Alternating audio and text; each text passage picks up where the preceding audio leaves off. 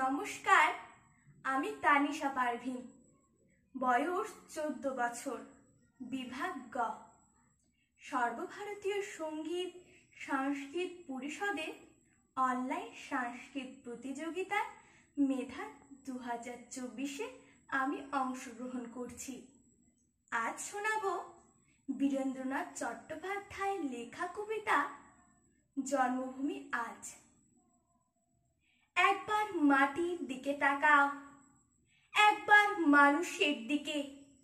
এখনো রাত শেষ হয়নি, অন্ধকার এখনো তোমার বুকের ওপর কঠিন পাথরের মতো।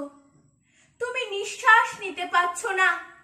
মাথার উপর একটা ভয়ঙ্কর কালো আকাশ এখনো বাঘের মতো থাবা উঁচিয়ে বসে আছে।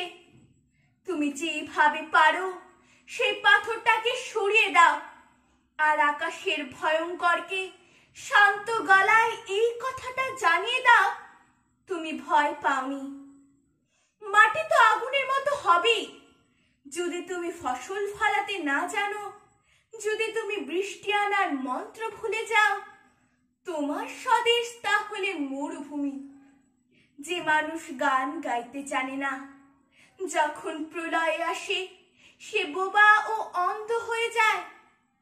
একবার মাটির দিকে তাকাও, সে প্রতীক্ষা করছে। একবার মানুষের হাত ধরো, সে কিছু বলতে চায়। নমস্কার।